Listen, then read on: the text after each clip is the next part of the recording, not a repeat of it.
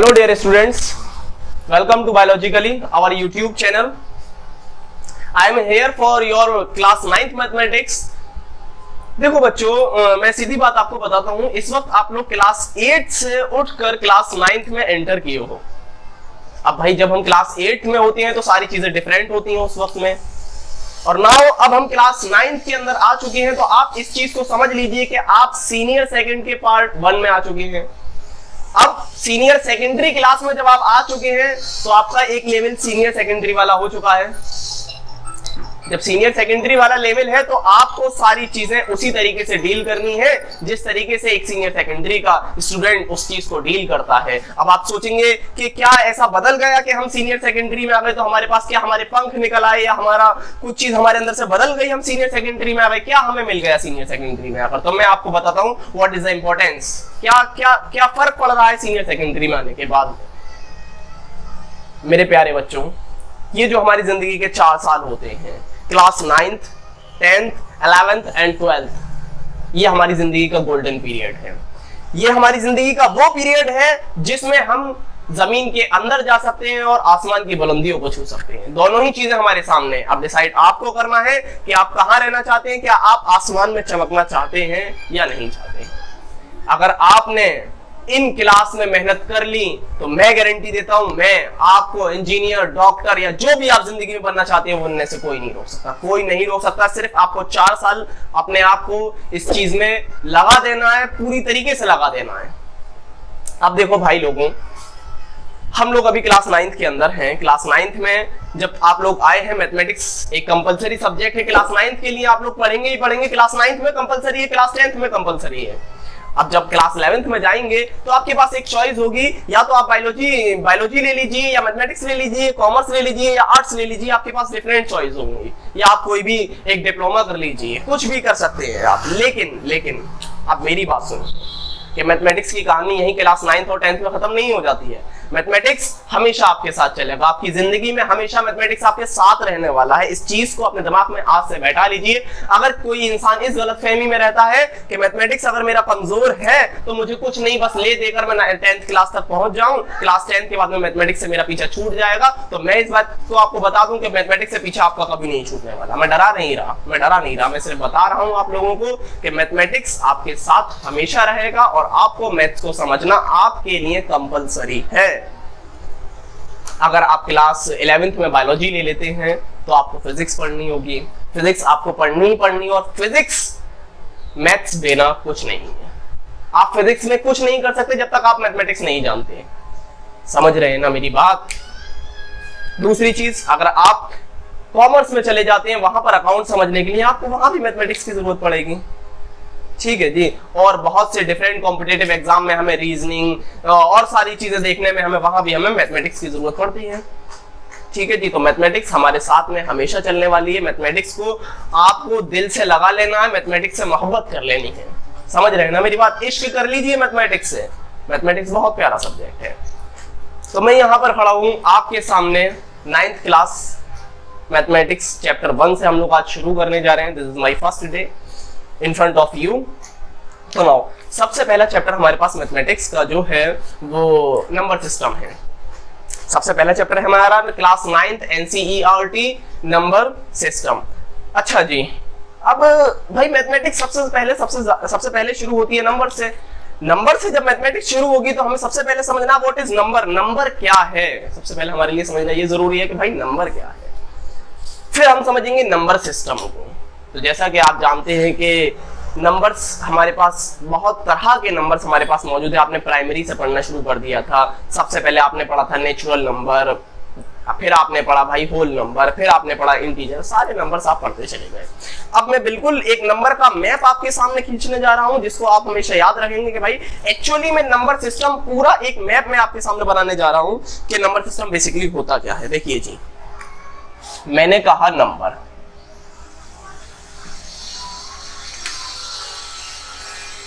बुनियादी तौर पर नंबर 2 तरह के होते हैं। नंबर 2 तरह के होते हैं, या तो नंबर रियल होगा या फिर इमेजिनरी होगा। या तो नंबर रियल होगा या इमेजिनरी होगा। सर समझ में नहीं आया, क्या रियल नंबर क्या इमेजिनरी नंबर? सुनिए मेरी बात, रियल नंबर क्या होते हैं?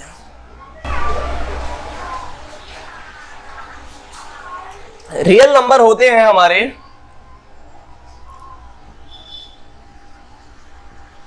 इर्रेशनल और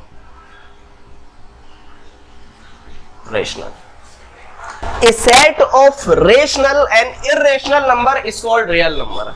देखिए क्लास 10th में आप पढ़ने जाएंगे रियल नंबर, क्लास 11th में आप इमेजिनरी नंबर पढ़ेंगे जिनको हम कॉम्प्लेक्स नंबर भी कहते हैं। वो सारी बातें बात की हैं, लेकिन मैं बुनियादी तौर पर आपको बता दूं नंबर दो तरह के होते हैं, रियल नंबर और इमेजिनरी नंबर। रियल नंबर दो तरह के होते हैं, या तो रियल नंबर रेशनल होगा या इर्रेशनल होगा, या तो रियल नंबर इर्रेशनल होगा या रेशनल होगा। अब साहब ठीक है सर, आपने कह दिया कि रेशनल या इर्रेशनल होगा। सर मुझे एक चीज समझ में नहीं आ रही है कि रेशनल नंबर होते क्या हैं। मैं आपको बताऊंगा कि रेशनल नंबर क्या होते हैं। A number which can be written in the form of P upon Q, एक ऐसा नंबर जो कि P अपॉन Q की शक्ल में लिखा जा सके और P और Q दोनों उसमें इंटीजर हों, where P and Q are integer and Q not is equal to 0, उसका Q कभी 0 ना हो, उसको हम रेशनल नंबर कहते हैं। ये सारी डेफिनेशन मैं आपको लिखवा दूंगा, आपको नोट्स में मिल जाएंगी, आप बेफिक्र रहिए। रेशनल नंबर क्या होते हैं? रेशनल नंबर वो नंबर होते हैं जो कि P अपॉन Q की शक्ल में होते हैं।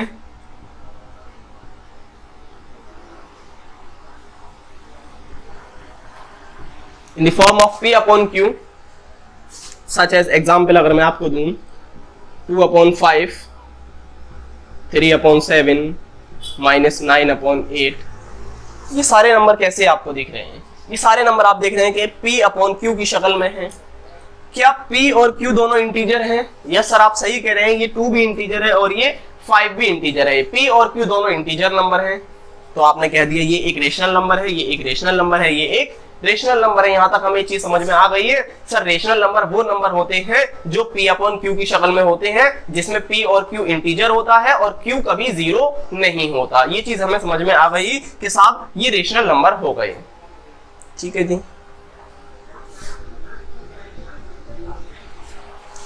चलिए उठा। सर बताइए क्या ये 2.5 रेशनल नंबर है? क्या ये 2.5 एक रेशनल नंबर है? तो सुनिए मेरी बात, मैंने कहा एक ऐसा नंबर जो कि P अपॉन Q की शक्ल में लिखा जा सकता है। ये नंबर विच कैन बी, मैंने ये तो नहीं कहा which is in the form of, जो P अपॉन Q की शक्ल में होगा सिर्फ उसको ही आप रेशनल नंबर कहेंगे। मैंने तो आपसे ये कहा कि एक ऐसा नंबर जिसको P अपॉन Q की शक्ल में लिखा जा सकता है वो भी रेशनल नंबर है। क्या मैं इसको P अपॉन Q की शक्ल में नहीं लिख सकता हूँ? मैं इसको 25 अपॉन 10 नहीं कह सकता हूँ? क्या मैं इसको 25 अपॉन 10 नहीं कह सकता हूँ? क्या मैं इसको P अपॉन Q की शक्ल में नहीं लिख सकता हूँ? हाँ भाई, मैं इसको P अपॉन Q की शक्ल में लिख सकता हूँ। तो ये भी एक रेशनल नंबर है। 2.5 क्लियर हो रही है ना बात मेरे भाई? 2.5 भी ये भी एक रेशनल नंबर है। ठीक है जी, तो रेशनल नंबर का कंसेप्ट मैं समझता हूं कि आप लोगों को क्लियर हो रहा होगा। एक ऐसा नंबर जिसको P अपॉन Q की शक्ल में लिखा जा सके, जहां P और Q इंटीजर हो और Q कभी 0 ना हो, वो रेशनल नंबर होता है। ठीक है जी, रेशनल नंबर सर हमें बहुत अच्छे से समझ में आ चुका है कि आपने हमें बता दिया कि नंबर दो तरह के होते हैं, इमेजिनरी और रियल। रियल नंबर दो तरह के होती हैं, या तो रेशनल या इर्रेशनल। उसमें आपने रेशनल नंबर हमें बता दिया कि रेशनल नंबर क्या होते हैं। सर हमें ये समझ में नहीं आता कि ये इर्रेशनल नंबर क्या होते हैं। क्या जो रेशनल नहीं होते वो इर्रेशनल होते हैं? हाँ, ये भी आपकी बात सही है, लेकिन पूरी हद तक ठीक नहीं है। ठीक है, कई किताबों में आपको छोटे लेवल पर डेफिनेशन देखने को मिल जाएगी कि जो रेशनल नहीं होते उनको हम इर्रेशनल कहते हैं, but it is not a fact और कंप्लीट डेफिनेशन। एक कंप्लीट डेफिनेशन इर्रेशनल नंबर की क्या होगी, सुनिए मेरी बात। इससे पहले मैं आपको यहाँ साइड में एक कंसेप्ट बताने वाला हूँ, थोड़ा आपको वो कंसेप्ट समझना होगा। समझिए, यहाँ मैं आपको दो चीज़ें बताने वाला हूँ।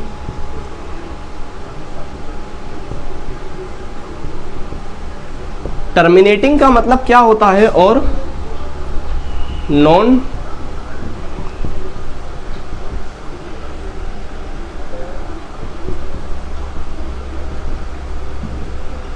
नॉन टर्मिनेटिंग का मतलब क्या होता है।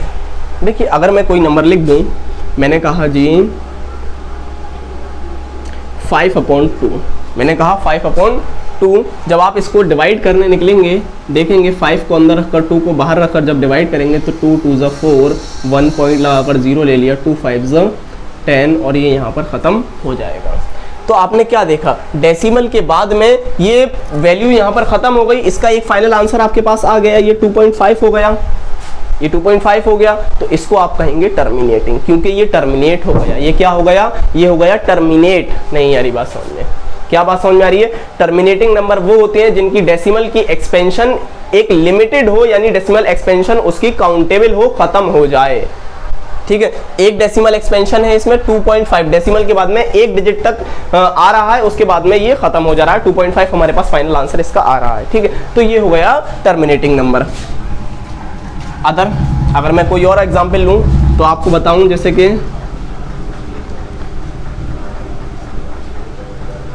35/3 मैंने एक नंबर ले लिया। ठीक है जी, देखिए यहाँ मैंने 35 को अंदर और 3 को बाहर रखकर डिवाइड करना चाहूँ। 3 1 ज़ा 3, 0 5, 3 1 ज़ा 3 2,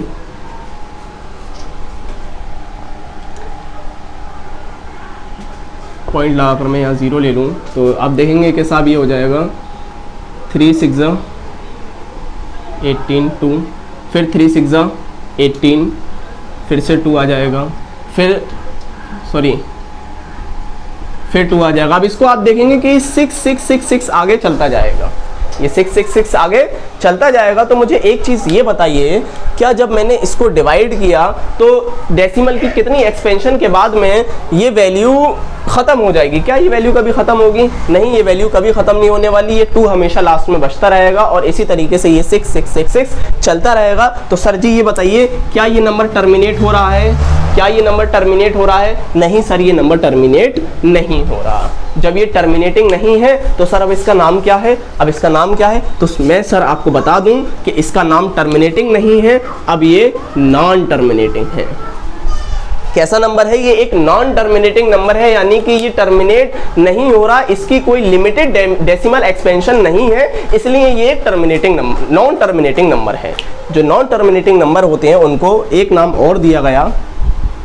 ये नॉन टर्मिनेटिंग नहीं है लेकिन रिपीटिंग तो है ना, देखिए 6 6 6 6 बार बार रिपीट हो रहा है, तो इसको नॉन टर्मिनेटिंग या नॉन टर्मिनेटिंग, ये कैसा नंबर हो गया? ये नॉन टर्मिनेटिंग रिपीटिंग नंबर हो गया। इसमें क्या आपने देखा 11.6666 बार बार कहाँ तक जा रहा है मुझे नहीं मालूम। ठीक है, इसको लिखने की एक फॉर्म होती है, इसको मैं लिख सकता हूँ 11.6 पर बार। ये जो आप देख रहे हैं बार, ये इस चीज़ को शो कर रहा है कि ये 6 जो है ये बार बार रिपीट हो रहा है, बार यानी बार बार। ठीक है जी, तो ये चीज़ आप लोगों को समझ में आ रही है कि साहब टर्मिनेटिंग नंबर क्या होगा, नॉन टर्मिनेटिंग नंबर क्या होगा? टर्मिनेटिंग नंबर वो होगा जो जिसकी डेसिमल एक्सपेंशन लिमिटेड होगी, जो डेसिमल की एक पॉइंट के बाद में वैल्यू उसकी ख़त्म हो जाएगी, वो रुक जाएगा वहीं पर। नॉन टर्मिनेटिंग वो होगा जो कि कभी नहीं रुकेगा और वो आगे तक चलता रहेगा। अब नॉन टर्मिनेटिंग में दो चीज़ें हो सकती हैं, या तो नंबर रिपीट होगा या नंबर रिपीट नहीं होगा, या तो नंबर रिपीट होगा या नंबर रिपीट नहीं होगा। तो ये नॉन टर्मिनेटिंग रिपीटिंग नंबर हो गया, ये रिपीटिंग नॉन टर्मिनेटिंग नंबर है। ठीक है, क्योंकि ये बार बार रिपीट हो रहा है ना। ठीक है जी, तो ये नॉन टर्मिनेटिंग बट रिपीटिंग है। इतनी चीजें आपको समझ में आ गई हैं। सर टर्मिनेटिंग क्या होता है, नॉन टर्मिनेटिंग क्या होता है, रिपीटिंग क्या होता है, ये चीज आपको यहां से क्लियर हो गई होगी। अब सुनिए मेरी बात। हमारा पॉइंट ये था, हमारा पॉइंट जो था वो था इर्रेशनल नंबर। हमारा पॉइंट था व्हाट इज इर्रेशनल नंबर के साथ इर्रेशनल नंबर क्या होते हैं। तो सर मैं आपको बता देना चाहता हूं कि इर्रेशनल नंबर होते हैं जो कि नॉन टर्मिनेटिंग ना तो टर्मिनेट होते हैं और नॉन रिपीटिंग। ना तो नंबर कभी टर्मिनेट हो, ना तो नंबर कभी टर्मिनेट हो और ना ही कभी रिपीट हो। ठीक है, नॉन टर्मिनेटिंग रिपीटिंग नंबर जो होते हैं उनको बोलते हैं इर्रेशनल नंबर। ठीक है जी, इर्रेशनल नंबर क्या होते हैं? जो कि नॉन टर्मिनेटिंग, नॉन रिपीटिंग या नॉन अकरिंग हो, नॉन अकरिंग। अब साहब ऐसे कौन से नंबर हैं जो कि नॉन टर्मिनेटिंग, नॉन रिपीटिंग या नॉन अकरिंग होते हैं? एग्जाम्पल मैं कहूँ पाई। अब आप कहेंगे सर पाई की वैल्यू होती है 22/7, ठीक है 22/7 पाई की वैल्यू होती है, बट अगर मैं इसकी डेसिमल एक्सपेंशन देखूंगा तो 3.14 और ये आगे तक चली जाती है। ना तो ये 3.14 के बाद में कभी रिपीट होती है और ना ही कभी टर्मिनेट होती है। तो ये नॉन टर्मिनेटिंग रिपीटिंग नंबर है, ना तो ये कभी टर्मिनेट होने वाला है ना ही ये रिपीट होने वाला है। तो ये एक इर्रेशनल नंबर है। तो सबसे पहली एग्जाम्पल इर्रेशनल नंबर की हो गई पाई।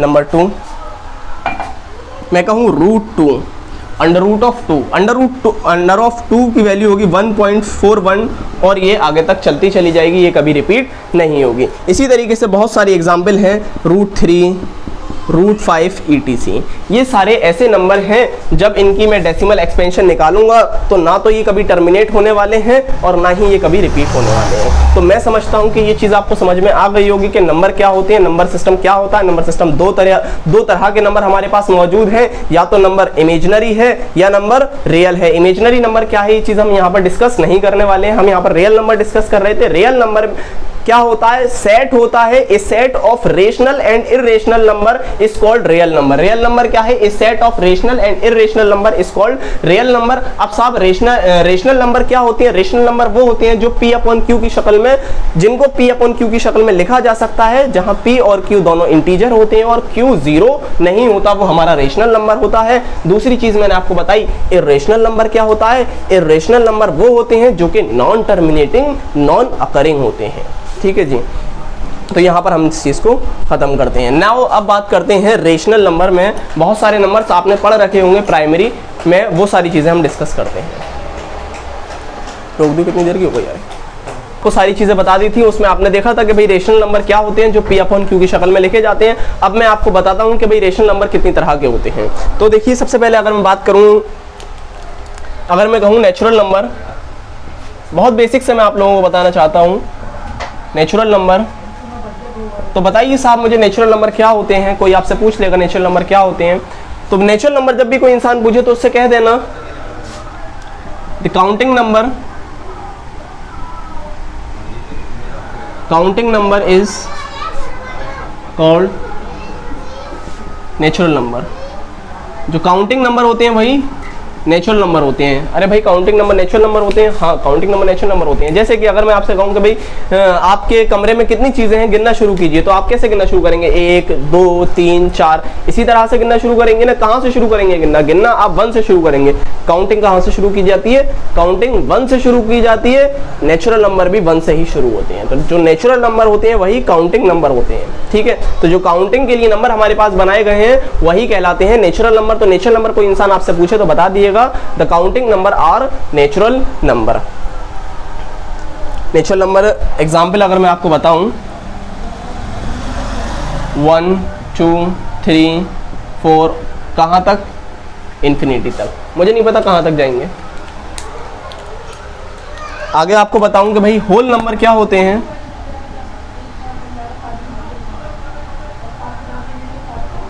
होल नंबर क्या होते हैं?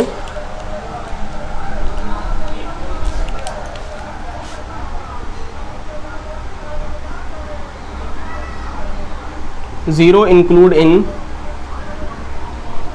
Natural number called whole number. ये नेचुरल नंबर है मेरे पास, नेचुरल नंबर है 1 2 3 4 5 कहाँ तक? इन्फिनिटी तक। अगर इसमें मैं 0 और जोड़ दूँ, अगर मैं इसमें 0 और जोड़ दूं तो ये अब होल नंबर बन जाएगा। अब तुम कहोगे सर जी एक बात हमें समझ में नहीं आई कि खाली 0 जोड़ने से आपने इसको नेचुरल नंबर कह दिया, इसको होल नंबर कह दिया, तो ऐसा क्या फ़र्क पड़ा इस चीज़ से? फ़र्क ये पड़ा कि 0 जो है कभी काउंटिंग में नहीं आता है, 0 को काउंटिंग में इस्तेमाल नहीं किया जाता। जब भी किसी चीज़ को हम काउंट करना शुरू करते हैं, सच एज मेरे हाथ में मार्कर कितने हैं, तो आप गिनकर बताओगे सर जी 1 2 3 4 आपके हाथ में मार्कर हैं। कभी भी आप ऐसे नहीं बताओगे 0 1 2 3। ठीक है जी, ये मार्कर 4 है, ये मार्कर 3 नहीं है। काउंटिंग 1 से शुरू होती है, काउंटिंग 0 से शुरू नहीं होती। इसलिए नेचुरल नंबर काउंटिंग नंबर होते हैं जो कि 1 से शुरू होते हैं, और होल नंबर अगर नेचुरल नंबर में 0 और इंक्लूड कर दिया जाए तो वो होल नंबर कहलाते हैं। ठीक है, now next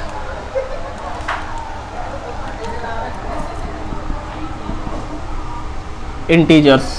what is integers? देखिए ये आपने क्लास 5th में पढ़े होंगे, ये भी 5th में पढ़ा होगा, ये 5th और 6th में दोनों में पढ़ते हैं आप इसको। ये आपने class 7th NCERT first chapter में इंटीजर, सबसे पहला चैप्टर क्लास 7th का सबसे पहला चैप्टर इंटीजर है। इंटीजर आप लोग जब पढ़ते हैं तो इंटीजर की एक डेफिनेशन बता देता हूँ मैं आपको। कोई पूछे बताओ भाई इंटीजर क्या होता है तो बता दिएगा, ए सेट ऑफ, ये एक सेट होता है, कलेक्शन होता है, मजमुआ होता है, सेट होता है, a set of natural number 0, natural number 0, negative of natural number,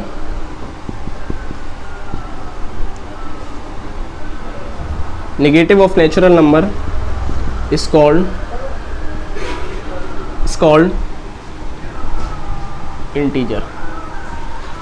तो a set of natural number 0, negative of natural number, इसको हम इंटीजर कहते हैं। सर जी हमें बात तो समझ में नहीं आई, आप क्या कह रहे हैं, मैं समझाता हूँ ना। देखो जी, natural number 1 2 3 4 5 dot dot dot कहाँ तक, इन्फिनिटी तक। नेचुरल नंबर 0 और नेगेटिव नेचुरल नंबर, ये नेचुरल नंबर है 1, अगर इसके आगे नेगेटिव साइन लगा दी तो ये भी नेगेटिव नेचुरल नंबर हो गया, ठीक है। तो ये हो गया 1 -1 -2 -3 -4 डॉट डॉट डॉट डॉट, ये किधर कहाँ तक जाएगा, ये इस साइड में इन्फिनिटी तक जाएगा। तो आप देखोगे कि ये एक सेट है, ये एक सेट है, ये कहाँ तक जाएगा, ये माइनस इन्फिनिटी तक जाएगा।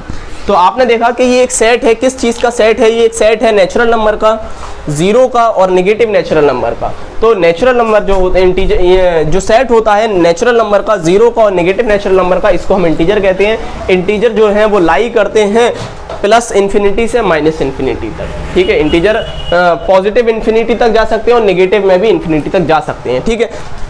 ये सारे नंबर इंटीजर्स हैं। आपको बताया था रेशनल नंबर क्या होते हैं, वो नंबर जो p अपॉन q की शक्ल में होता है वो रेशनल नंबर होता है, जहां p और q दोनों इंटीजर्स होते हैं। तो ये उन्हीं इंटीजर्स की बात कर रही है, p और q दोनों इंटीजर्स हैं, यानी कि वो एक रेशनल नंबर है, ठीक है जी। तो इंटीजर्स क्या होते हैं मैंने आपको बता दिया। देखिए इसके अलावा भी आपको सुनने के लिए मिलते हैं नंबर्स बहुत सारे, जैसे कि प्राइम नंबर और कंपोजिट नंबर, ये आप क्लास 6 7 में पढ़ लेते हैं। तो प्राइम नंबर क्या होते हैं, कंपोजिट नंबर क्या होते हैं। प्राइम नंबर वो नंबर होते हैं which have only 2 फैक्टर, ऐसे नंबर जिनके सिर्फ 2 फैक्टर हो, यानी सिर्फ वो 2 ही नंबर से डिवाइड हो। एग्जाम्पल 2, अगर मैं 2 की बात करूं तो सिर्फ 2 ही नंबर से डिवाइड होगा, या तो 2 1 से डिवाइड होगा या खुद 2 से डिवाइड होगा, इसके अलावा किसी और नंबर से 2 डिवाइड नहीं होगा। 2 एक प्राइम नंबर है। नेक्स्ट मैं कहूँ 3 या तो 1 से डिवाइड होगा या खुद 3 से डिवाइड होगा, इसके सिर्फ 2 ही फैक्टर हैं, इसलिए ये एक प्राइम नंबर है। 5 7 और भी बहुत आगे तक हमारे पास प्राइम नंबर होते हैं। कंपोजिट नंबर क्या होते हैं, which have more than 2 factor, वो नंबर जिनके 2 से ज़्यादा फैक्टर होते हैं उनको कंपोजिट नंबर कहते हैं। जैसे कि 4 के बारे में मैं आपको बताऊं, 4 1 से भी डिवाइड होगा, 4 4 से भी डिवाइड होगा, इसके अलावा 4 2 से भी डिवाइड हो जाएगा। तो कुल मिलाकर 3 नंबरों से 4 डिवाइड हो रहा है। तो आपने देखा 4 के 2 से ज़्यादा फैक्टर हैं, तो 4 एक कंपोजिट नंबर हो गया, 6 एक कंपोजिट नंबर है, 8 एक कंपोजिट नंबर है, और एटसेट्रा। अगर मैं आपको बताऊं 9 भी एक कंपोजिट नंबर है। क्यों? क्योंकि ये 1 से डिवाइड हो रहा है, 9 से डिवाइड हो रहा है, 3 से भी डिवाइड हो रहा है। तो कुल मिलाकर 3 ऐसे नंबर होगा जो 9 को डिवाइड कर रहे हैं, यानी इसके 3 फैक्टर हो गए, तो ये कंपोजिट नंबर है। अब देखिए अक्सर बच्चों को ये कन्फ्यूजन रहता है, बहुत छोटे से हमारे दिमाग में कन्फ्यूजन पैदा हो जाता है कि जो ऑड नंबर होते हैं वही प्राइम नंबर होते हैं। तो इस चीज़ को दिमाग से निकाल दो कि ऑड नंबर प्राइम नंबर नहीं होते। प्राइम नंबर एक अलग चीज़ है, ऑड नंबर एक अलग चीज़ है। सारे ऑड नंबर प्राइम नंबर नहीं होते, सारे प्राइम नंबर ऑड नंबर नहीं होते। जैसे कि आप देख रहे हैं 2, आप देख रहे हैं 2, क्या 2 ऑड है? नहीं, 2 ऑड नहीं है, 2 एक इवन नंबर है। जब 2 एक इवन नंबर है तो फिर बताइए, जब 2 एक इवन नंबर है तो ये प्राइम नंबर भी, ये एक प्राइम नंबर भी है। बात आ रही है ना समझ में? सारे ऑड नंबर प्राइम नंबर नहीं होते, ठीक है, क्योंकि सॉरी सारे प्राइम नंबर ऑड नंबर नहीं होते। ये 2 एक प्राइम नंबर है लेकिन ये ऑड नहीं है। इसी तरीके से सारे odd number even number composite number नहीं होते। जैसे कि आप देख सकते हैं कि 9 एक ऑड नंबर है, तब भी ये एक कंपोजिट नंबर है। ठीक है जी, ये चीज़ें आपको समझ में आ रही हैं। तो ये सारी चीज़ें नंबर्स के बारे में थी जो आप लोग पहले पढ़ के आ चुके हैं।